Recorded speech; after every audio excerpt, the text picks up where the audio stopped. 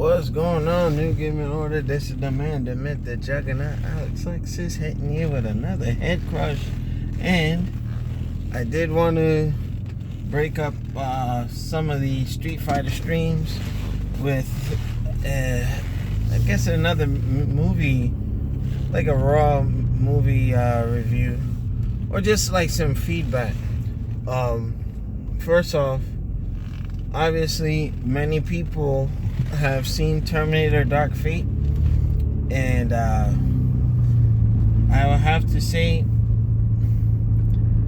oh man, I'm not gonna join the trends, because a lot of people it's the trendy thing to do, to go and rip a movie because the majority are doing it.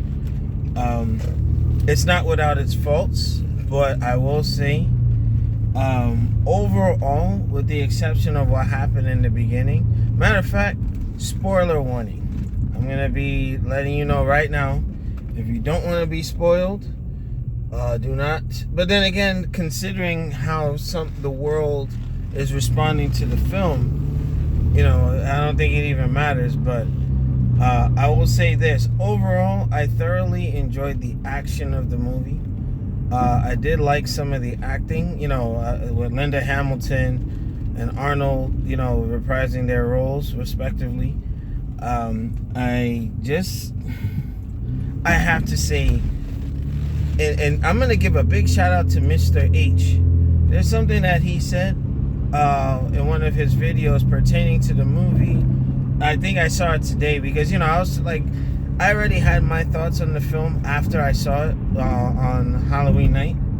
But I just wanted to make sure, and like I said, I'm one that'll make an assessment after I see the film. A lot of people are trashing the movie without having seen it themselves. And they'll come to find that the action in some of the third act of the film I thought was awesome. It almost reminded me of Contra and Gears of War.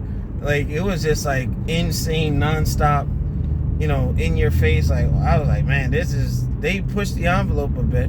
But a lot of things have been done before, so I get it, But with that being said, those of you who are bashing the film, go see it first. It just, it'll give you a little more credibility. But anyway, the first act, or the intro, set the tone for the rest of the film, especially for those of us who are old school heads of the Terminator franchise. T2, T1 and 2. T2 probably is one of the best films in modern history. That was perfect. It was almost perfect for me. And remember, things are subjective when it comes to our opinions. But it was a slap in the face. You have John Connor as a child, a year after Judgment Day was supposed to happen.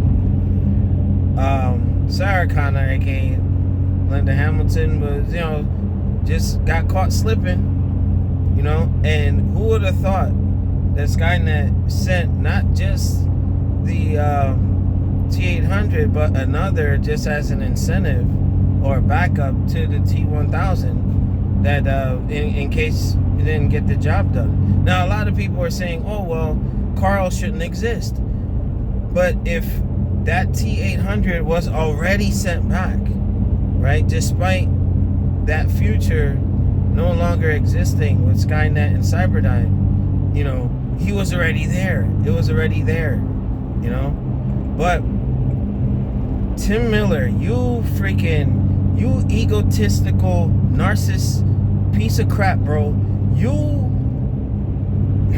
Some of that stuff, but you writing John Connor out like that and having him,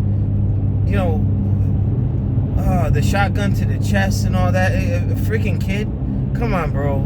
Yeah, you could have wrote that a lot better. You could have had John Connor, fighting alongside, like Sarah Connor, or swap it out, But, I think that was just in poor taste. And I was hearing, and a lot of people, and shout out to my boy Shinwar, aka Geeking Out Official, make sure you check him out. People were walking out of the movie after that. Now, you have to understand, if people are attached to a character and you completely just disregard their importance or why people watch the series, then you essentially assassinated the franchise. Now, again, the movie was not bad at all. It's just that the lack of John Connor being in the film to push an agenda and have, you know, Danny Ramos in there, I just think that I already knew. I'm like, okay, so she's kind of like the replacement for what John Connor represented.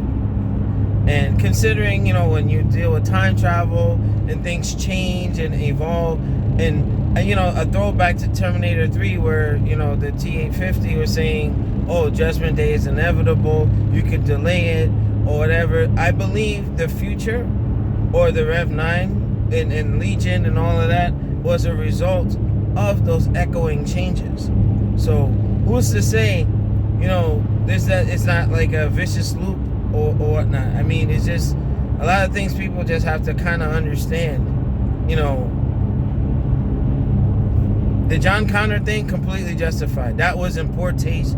Tim Miller, that means you're a trash writer. A trash writer, because Mr. H had mentioned in his video, oh, I don't want him to, you know, he could have just been a useless accountant. You don't have to write him that way. You have his mom, Sarah Connor, the fighter, the you know, the cradle of the, you know, leader of the resistance, and you see how badass she remained. John Connor could have done the same thing. I wouldn't have minded them being supporting characters. Sarah Connor was.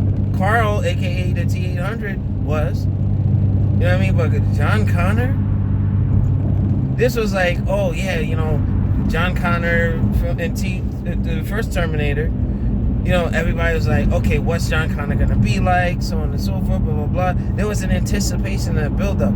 Then T2, you meet the kid, and then Terminator Dark Fate comes out, and he just took a hot diarrhea crap right all over the lore and the respect for the character and the franchise.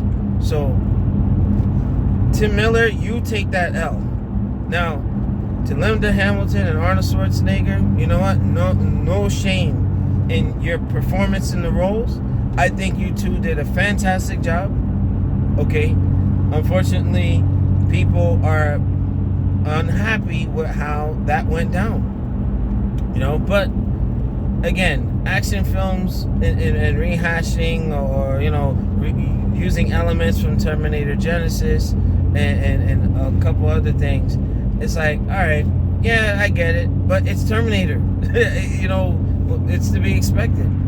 And, you know, Cameron, being that he's still working on Avatar, so he's more like a consultant. A lot of people are overplaying his role as being producer. Like, yeah, he's working on Avatar, so obviously he's not going to be on set. But Tim Miller, and to those on the gaming portion, Tim Miller had that Ninja Theory-esque Ninja Theory style approach to this, just like the Devil May Cry DMC reboot, where, you know, they were talking about, oh, our Dante is better and this and that, blah blah blah, like completely disregarding how fans have passion towards the content that they are responsible for. So Tim Miller just killing John Connor like that completely ruined the tone. I was freaking pissed off in the theater. Now, I'm in my late 30s, so, you know, like 1984, I was a kid when first Terminator came out. And then, you know, I grew up with that. You know what I mean? And a lot of people are hurt by how that thing went down. Now, some people are like, oh, it's just a movie franchise. Okay, yeah, fair enough. But you have to be responsible with the content. You know what I mean? That made no sense. That was poorly done. You know, the way that T-800 came out like that, Carl, and oh my God, that really left a sour taste in my mouth. And because of that, word of mouth travels. If somebody says, "Oh, the movie's good," that but I get it. I'm a better advocate of saying, "Hey, go see the film before you judge it." If it's good, yeah, word of mouth, go see it. But you see, that also works adversely because people know that John Connor gets killed in the first 5 minutes of the movie. I'm being generous saying 10. People on that alone won't even give the movie a chance, which was more than decent. John Connor should have been there fighting alongside, Grace, Danny, so on and so forth. And being that Danny is the future that, Legion was afraid of, maybe, John Connor could have been like giving tips and tricks and all that, as he's growing up, and with Sarah, like, hey, you know what? I got you. But no, he just like completely just like, oh, F your couch. It's almost as if Capcom were to give up the rights to Street Fighter and the new IP holders or the new director kills off Ryu, kills off Ken, or completely, like, like people would be freaking hot. John Connor was at the very fabric, at the core of that story. What is Terminator? It's more than just that machine. It's just, Skynet was so afraid of what John Connor was going to do. They had to send Terminators back to stop his existence. Someone with that kind of importance, to just completely just bop him like that was wrong. But with that being said, some of you who are going a little OD, I would say go watch the film before justifying all that. But then again, that's just always been my premise, where people judge a book by its cover and so on and so forth. Like, yeah, I don't like that John Connor died, but when you look at the rest of the film, it wasn't horrible. It was not. I think it was a decent film. But I don't know. Let me know what you think. Make sure you rate, comment, and subscribe. I'll probably podcast on this with Geeking Out and Thumb Thrasher Gaming, because again, I'm just a little concerned with how it's a trending thing to just bash the movie because everybody else is doing that. I'm not gonna do it. I'm just mad at that one part. That's it. Terminator is Terminator. A lot of things are going to be like reminiscent of other stuff, but it's what it is. The man, the myth, the juggernaut. I'm out.